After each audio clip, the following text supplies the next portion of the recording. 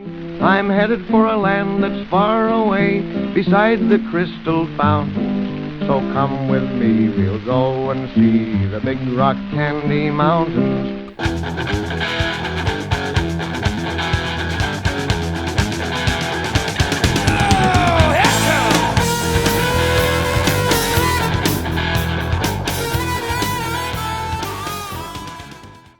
And we're back, like we are always back. This is the Great Classic Rock Debate. My name is Kenny. And I'm Paul, and as usual, I have no qualifications. Before we start the show, can I make a comment about our last couple shows? Anything, go ahead.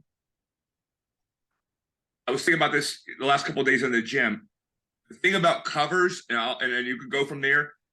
What they're really good at is resurrecting songs that you or me didn't originally hear, right? So we never knew that song existed until the cover, and then you're intrigued. The perfect example is "Harvest for the World" by the Isley Brothers.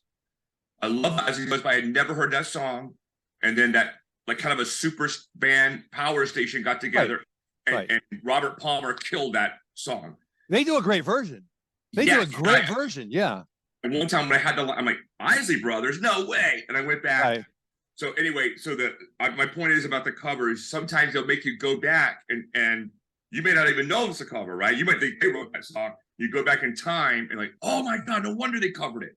Anyway, that's an interesting thought. I'll expand on that in just a second. First, I just want to say, we talk anything and everything about classic rock. If you happen to be watching right now, please like, comment, and subscribe. That's how we build our channel. And we love the comments anyway. So any comments, even if you tell us that we're both ugly, that's okay. We just like the comment. All right. Yeah. And beyond that, hopefully we have interesting content. We work on that all the time. As far as the covers things go, this is my opinion or my theory.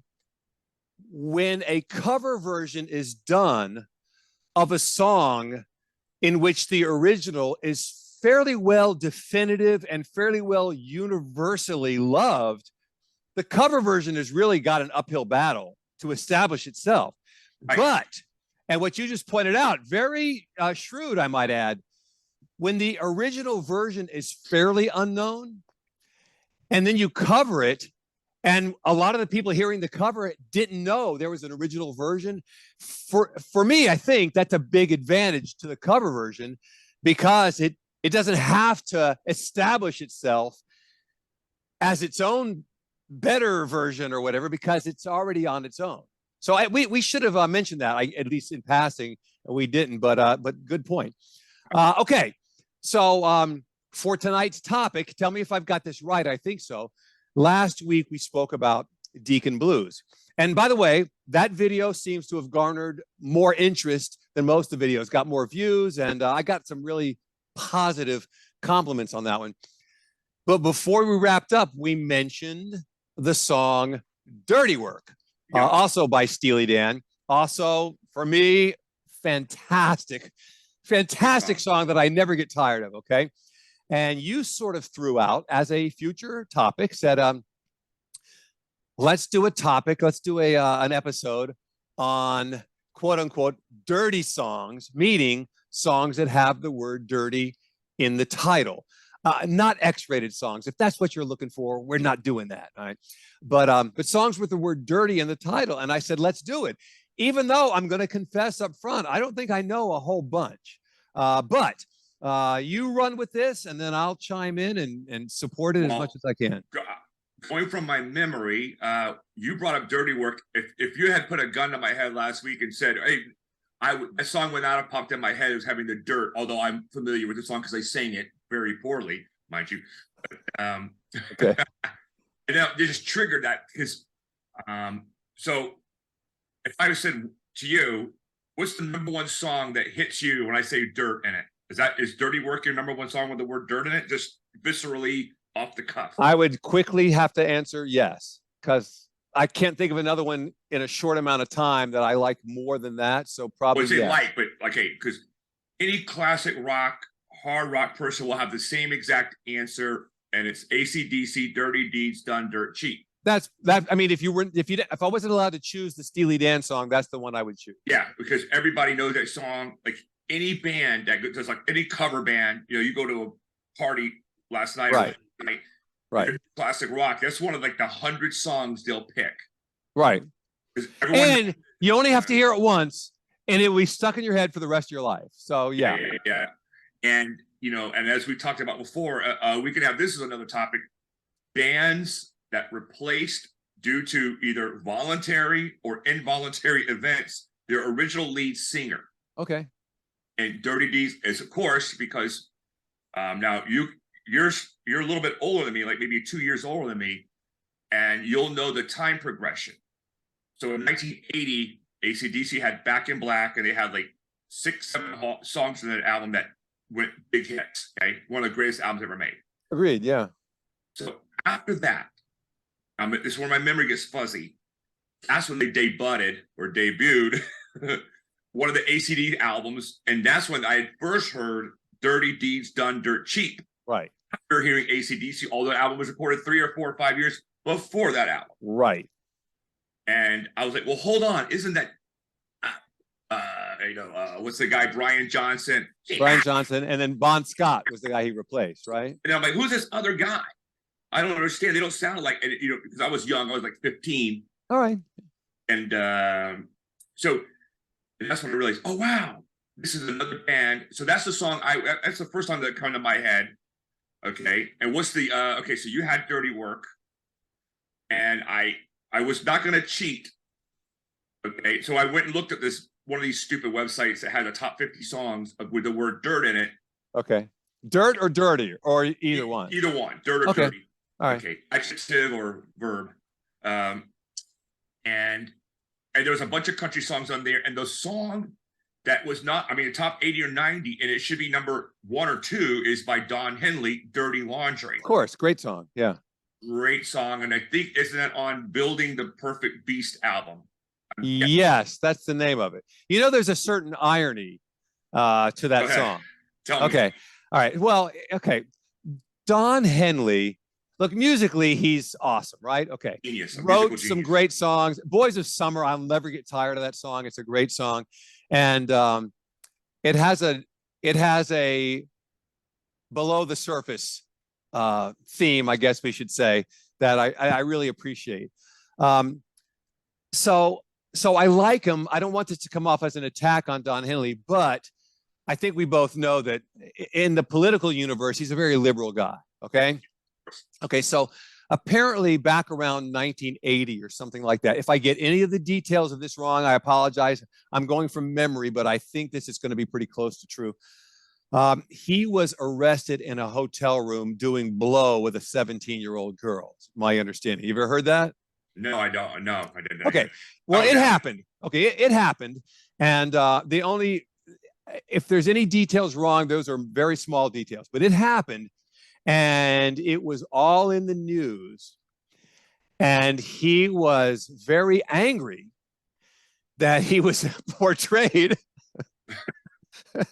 as what he was exactly guilty of, having sex with a minor, or I don't know what the specific charges were, but he was guilty. He was doing drugs and having sex with an underage girl. I'm not saying that as an attack on him. I mean, I'm not saying it to defend him. I'm just saying that that's what happened. So when the media went after him, which is what the media does, he got angry and defensive about it. And he wrote the song Dirty Laundry in response to the media. His song was intended to be an attack on the media. Dirty Laundry, meaning these guys just live to find something negative about you, something dirty about you, and then they want to portray you in the worst possible way. Okay. And the reason I say is a bit of irony is because, well, number one, he's a liberal. He probably approves of that sort of thing as long as it's a conservative that the media is portraying negatively. And secondly, again, he did it. He was guilty of it. So, attacking the messenger, I don't know. I just find it to be maybe he figured they would attack him. I don't know. Like, he probably thought that. I'm a rock star. The song, people love me. The lyrics are pretty cool. Like, I agree. Kick 'em when they're up, kick 'em when they're down, and then like I look, I agree. I like the lyrics. on that. I agree with the message of the song. It's just funny that to me, he wrote it in response to something he did. Yeah, They weren't falsely portraying him. He did it, you know. But good song.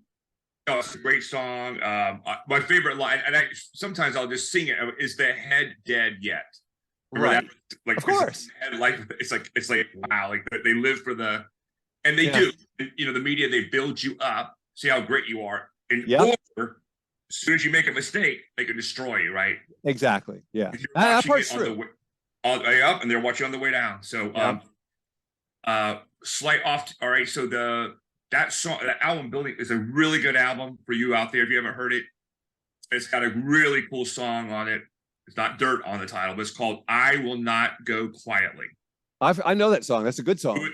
Who is the backup vocal on that song? Oh boy, man. Now you're testing me. I like being tested, but I don't think I can answer this one. I don't know.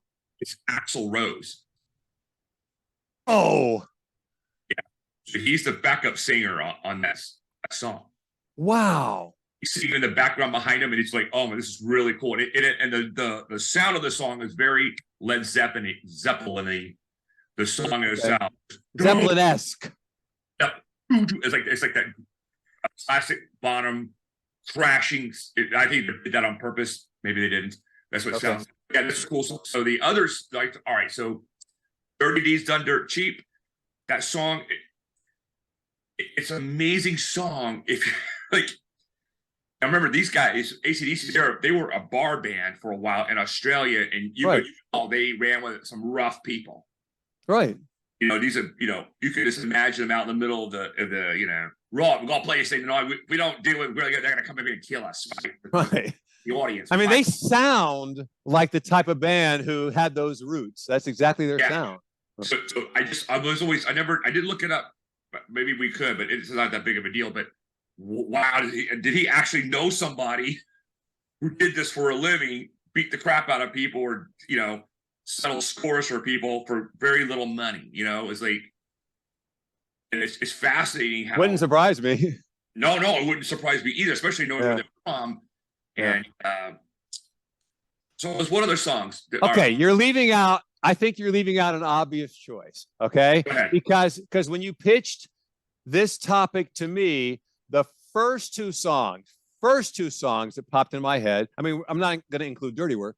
Were Dirty D's Done Dirt Cheap and Dirty White Boy. Oh my gosh! This is exactly why we are symbiotic, my friend. Yes. Yes. Oh my God, Foreigner. That's a great song. You think so? I like it. Hey, look, I have a soft spot in my heart for Foreigner. I do too. Lou Graham and Mick Jones. Mick Jones. One night, I'm going to give an aside. One night, Kenny and I went to Auburn together. We were in the same fraternity.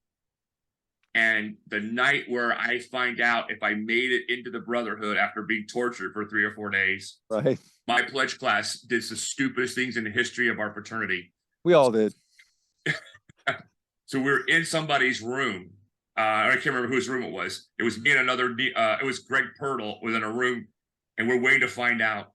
And Foreigner, I've been waiting for that song was all in the background, and I'll never forget it. It was like I knew it was going to work out pretty well because Foreigner was on. It was talking about some girl. And I said, and Pirtle kept saying he goes, we're in, man. We are 100% in. I'm like, well, how do you know? We're in. And he turned out to be right. And then that's all I could say about that for obvious reasons. But right. So the Foreigner thing. So I have a soft spot for Foreigner. I do like the song "Dirty White Boy" a lot. Okay, let me take you through just a brief progression of Foreigner. They released their first album, just self-titled Foreigner, in '77, and it had a couple, "Cold as Ice" and "Blooded." No, "Feels Like the First Time," and there were several really good songs. I would call them rock songs. They didn't like kick-ass rock songs, but they were good, solid rock songs with good vocals, good music. I mean, nothing to dislike, I thought. Okay. I thought the second album, Double Vision, was a letdown because, because the first two singles released which were, oh gosh, I don't recall. Double Vision. Well, the title track was the second single. I don't remember now the first one, but I thought that both of them were okay. Musically, I just thought that they were weak. I thought they were contrived, very not original sounding, and it almost sounded to me like they had just taken some of the rejects from the first songs that didn't make it to the first album. And Ooh, wow, so hardcore. I didn't hate the album, but I thought it was a disappointment. I thought that rather than raising the stakes after the first album, this one definitely was a drop. And then the third album, which I forgot the name of it now, Head Games, which is the one that had Dirty White Boy. That was the lead single, Dirty White Boy. And because I think I was in a place where I was really expecting them to raise the bar after that disappointment second album, I thought that this one, to me, that was just continuation of the second album, which I thought was a disappointment. So I honestly believed at that moment in time that this will be their last album. I felt like, I mean, the songs didn't even chart. Really? The song Dirty White Boy might have just barely cracked the top 40, but then the song Head Games, I don't think it did at all. And you know, I thought that the album cover was juvenile with a girl in a men's room, you know, as in head is a men's room. It's a slang term for a men's room. Yeah. And I just thought, wow, this is terrible. So I really thought at that point in time, this band they've reached the end of the road. Their music's no longer interesting, whatever. And holy crap, was I wrong, because Foreigner 4, right. And like it had like 10 hits on it. I mean, every song on the album was good. And you just mentioned Waiting for a Girl Like You, which was a huge hit. Yeah. But there were so many good songs. Tupac Heroes is on there, right? Yeah. And the lead single, Urgent, which had Junior. Oh, I love that song. Yeah, the guy from Motown, Junior. I can't think of his name now. It was such a good song. There were so many good songs on that, and it completely changed their direction. And well, also it's fair to add that they sort of became a ballad band after that, you know. But that's another topic for another day. But I didn't care for the song "Dirty White Boy." So just out of curiosity, what did you like about it? We've touched on this topic on other shows. A band they are like with Boston, they are in a weird groove. You got to give us some red meat. At the same time, you got to take chances. Right. And the two best bands of all time are the two best bands of all time. Doing this are the two best bands of all time. The Beatles, in my opinion, Led Zeppelin. They weren't afraid to do a damn thing on any of their albums. That's very well stated. Yeah. And they'll put out some red meat. Like you get Rock and Roll and Black Dog, and you get the Battle of Evermore and Four Sticks. And they're like, we're gonna play what we want to play. I mean, think about this. On Into the Outdoor, they had Hot Dog, and me and Steve, who we had on the show before, we bring it back on. Maybe it'd be great. Right. I guess one of Page's best guitar solos is in that song Hot Dog. Yeah, and it's practically a bluegrass song. Yes. Yeah. Right. God, Jimmy Page can really rip. So Foreigner, same thing, right? They got to give out some red meat. And you know, I've never owned any of their albums. Only time I've ever heard them is on the radio. Okay. So I'm ashamed to say that. I should have bought their albums. I did look up Lou Gramm about 6 months ago. His actual name is Grammatico, so I think he's Italian descent. Okay, could be. Mick Jones is British. So he was over here, right? I think how they got together and they met. Right. And Lou Gramm is a great singer. I absolutely agree. Yeah, totally agree. Yeah. And so I love, you know, the Dirty White Boy. You know, it's a good staple rock song. It's not, you know, I agree. Like I don't own any. Like I said, I don't own any Foreigner albums. If it comes on, I like it. I love Double Vision. You know, you've been with a woman, you know, gets you excited, you kind of get, you know, and you know. So they're talking about, plus they're rock stars singing songs, not me and you singing songs. We actually have to work with women, right? Right. Throw themselves at you. Okay. All right. Well, let's move on. So we've covered what we thought were sort of obvious choices beyond Dirty Work, Dirty Deeds, Dirty Laundry, and now Dirty White Boy. Where are we going next? Well, was going the dark side for a little while. There's a whole album by Alice in Chains called Dirt. Okay. I've seen it. Yeah, I don't own it. Album cover is a woman buried in the sand. Oh, right. I've seen that. Yeah. Very dark cover. And this song is, the whole album is talking about, I guess, Lane's and the band's addictions and their demons. And it's some dirty, it's some dirty. And when they use dirt, they mean death. Right? Okay. This is some dark stuff. This album is, I'm a huge Alice in Chains fan. So that song was, all about their journey. And as you know, Lane Staley, killed himself. Right. So did Kurt Cobain, and so did Chris, what's his name? Chris Cornell. Right. So you don't want to grow up in Seattle. That's a joke. Because okay. I was a huge Soundgarden fan, huge Alice in Chains. So it's a dark side. It's a dark album, and I'm so torn on songs because I don't think I suffer from any kind of depression. But a lot of people do, and some of these songs, get off a tangent here, give people who also have depression comfort. Right. I'm not right. the only one who's got this situation going on inside my mind. Right. When they hear others like, oh, I'm not alone, I got strength, right? Or the other part of me says, well, what if I'm on the borderline? Right. I listen to this song and I listen to it again. And I start getting this circuit of destruction. So I'm really, because if you read the comments, like on a song by Soundgarden, "The Day I Tried to Live," yeah, really powerful song about depression. If you read, and I'm telling you guys out there, you learn more about anything by reading the comments. That's true. Yeah, I agree with that. Yeah. Read, and you can see all the songs about depression, and you see, like, there's a song by The Darkness. This is how stupid I am. This is like one of my favorite bands. And they have a song called "You're Really Growing on Me." And with the song, he's being talking about an STDs. Oh, God.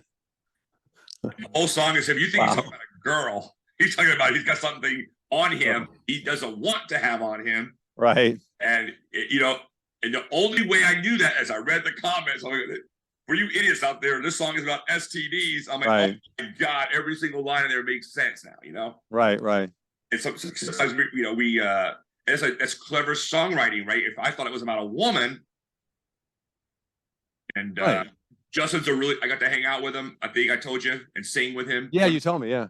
Really cool guy. The band was really cool to me. And their drummer, of course, is the son of the drummer of Queen. Right. Like, those guys are cool. I mean, I'm just telling you. Okay.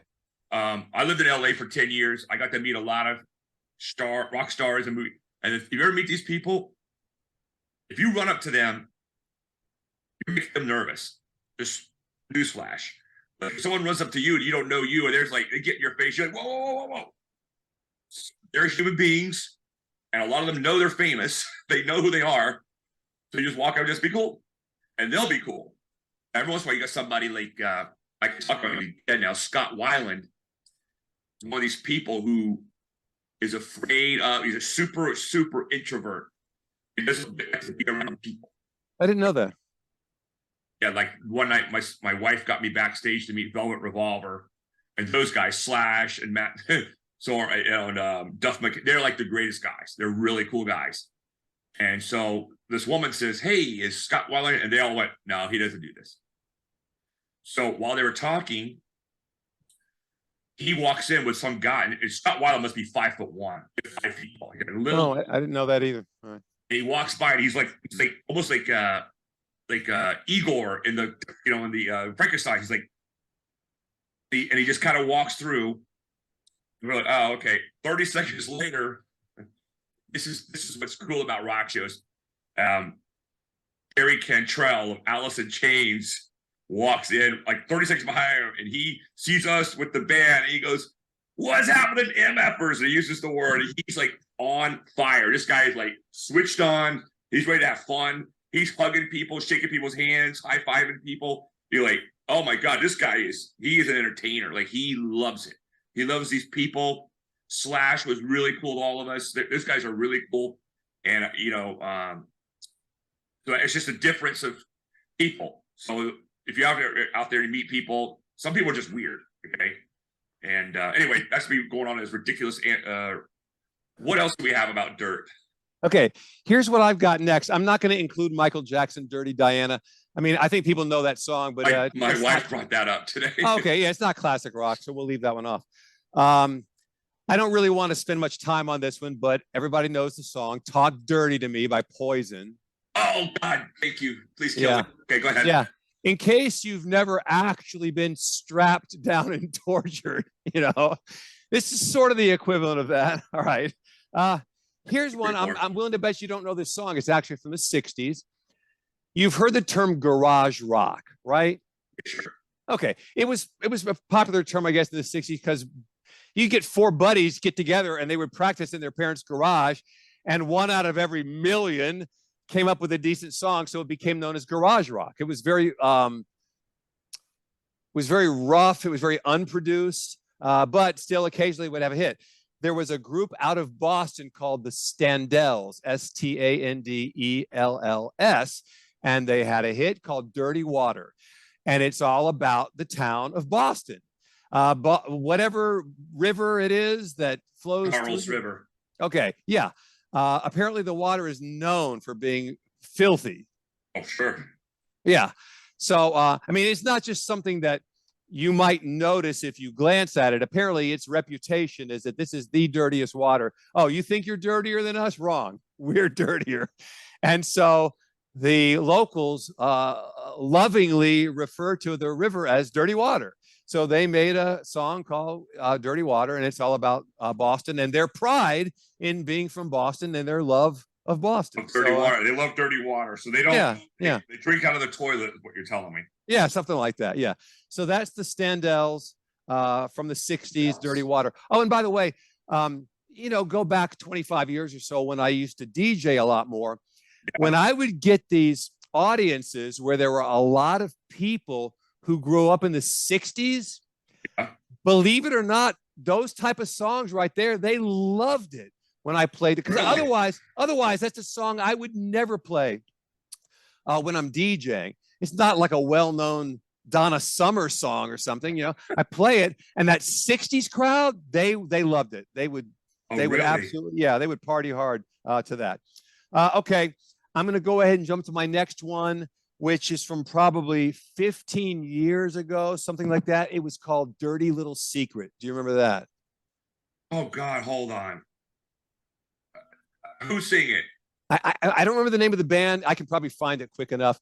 But the song, the phrase "dirty little secret" is being used as it's a guy's reference to a girl that he has a relationship with on the side, and he cannot let anybody know, his wife or whoever else. So she's his dirty little secret. Yeah. And give me just a moment. Was it Fountains of Wayne? I think that might have been the name of the. Yeah, they had that song. So-and-so's mom has got it going on. I actually do like. I actually like that song. I might have the wrong. I might have the wrong group. Let me see if I can pull this up real quick. Fountains of Wayne is a relatively new band. Yeah. Hang on just a second. I'm gonna see if I can find this. I thought I missed something, but no, I don't. Oh, there's the Standells, the Dirty Water. Talk dirty, dirty water, dirty dudes, dirty stuff. Oh, it's by the All American Rejects. The All American Rejects. Yeah. I don't know much about them. The sound, as far as the song goes, the sound is a little bit punkish, so I don't know if that's their style or not. But I didn't hate it. I mean, it wasn't my favorite song. I certainly didn't rush out to purchase it, but I thought it was kind of catchy. I'll keep you my dirty little secret. And the fact that the subject matter is something that's, a little uncomfortable. So we just got our warning. So I guess we'll wrap this up here soon. All right. Well, okay. Anything else with dirty? No, other than I need to take a shower because I am dirty myself. Okay. Well, there's that.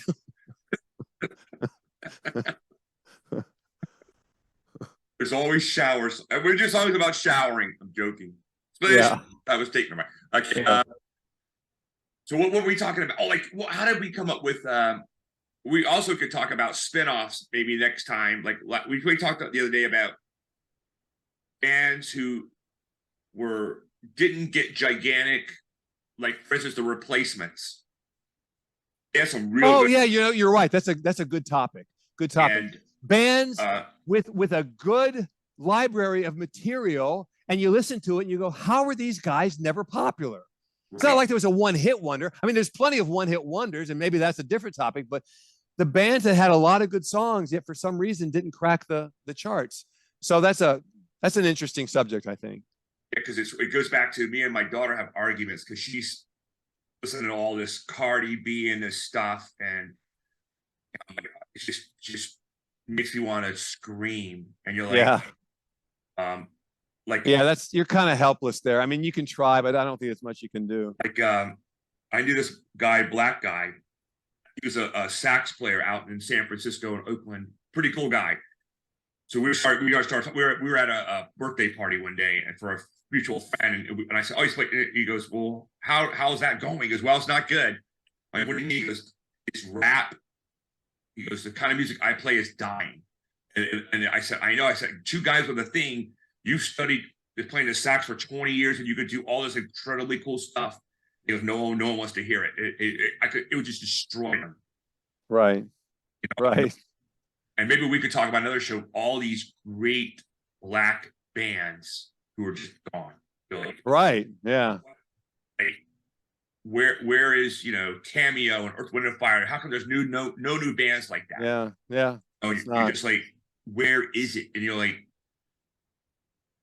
I guess these older black people that are our age, we're gonna all die off, and then it's just gonna. Yeah, we make jokes with each other and with our friends about I guess that's a sign we're getting older. But this is serious. I mean, this is really a sign that the times have changed, and man, we're getting older. The fact that you have so few R&B bands. You might have the vocal groups still occasionally, but as far as the bands where you have a guitarist and a drummer and a keyboard, that virtually is gone. Vanished. In the horn section, I mean, yeah. A lot of the we sat at our fraternity house. There was a band, a local Alabama band called Celebrity Ball, and they played a lot. I remember them.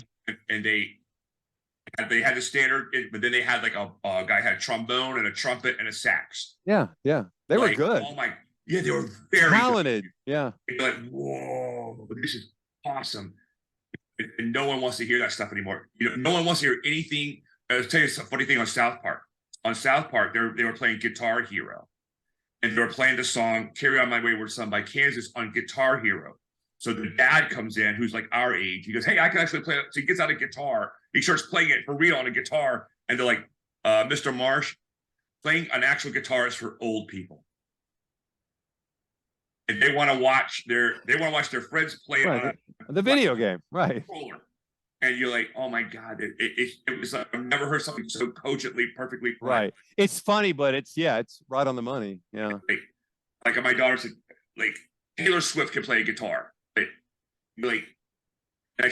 First she thinks it's a race thing. I said, Aretha Franklin, Billie Holiday, these incredibly talented people, black women and just super, like Marvin Gaye. Where are all these people? Where are they? Yeah. It's wild. You don't hear a lot of complaining from the black community. It's kind of sad. Yeah, agreed. Okay, listen, we got to wrap it up. Do you have any classic rock nominations for this week? You go first. Let me think of something. Okay. Well, I'm going to make a confession. I had not really given this any forethought, but a few minutes ago, you mentioned Velvet Revolver, and I instantly thought, you know what? This song, I virtually never get tired. Fall to Pieces. I can play that over and over and over. I never get tired of it. And you know what? I asked myself, why is this not on classic rock radio? Why are they still playing these same songs over and over again? How can this song be left off? Now, maybe it doesn't quite fit the 20-year rule. Maybe it hasn't. I mean, if it's a 15-year rule, it's safe because it was maybe 2004, maybe something like that. Yeah. I think. Doesn't matter. Point is, at this stage, they should be playing it. and I have never once heard Fall to Pieces by Velvet Revolver on Classic Rock Radio. So I'm nominating it, and I'm saying, for Christ's sake, throw us a bone here. This is one of the greatest songs of all time. Play it. Laura had a bunch of good stuff. Yeah. Okay. Anyway, that's me. Go ahead. There's an obscure band. They had a hit. It was in the movie Higher Education, that John Singleton movie, which is actually a pretty good movie, all things considered. Never saw it. Sons of Elvis. Okay. I'm not even sure where they're from because anyway. So they have a song called Rattle, Rattle. Okay. So this guy is going out with a super hot woman, and he knows she's using him as a stepping stone. Okay. We've both been there, my friend. He's a fool to do her dirty work. Yeah, but this song is like, he knows she's an evil. Like, okay, basically, you step on bodies on your way to your paradise. You think everything's free. Okay. She's hot, and people just give her shit and act stupid around her because she's super hot. Okay. And so he's really pissed off and upset about it. Okay. It's a really cool song. Okay, good. Excellent. The whole album is good. Okay. I think I've downloaded that album before. I'm going to go play it. Okay, that's going to wrap it up for now. Any final thoughts? Nope. Having fun. Okay, yeah, we always have fun. Okay, so for this week, that's a wrap. This is the Great Classic Rock Debate. My name is Kenny. Paul. Yes. And so, by the way, if you're watching, please like, comment, subscribe. We will love you for that. Yes. So until next time, we will see you later. Adios. Farewell. Adios.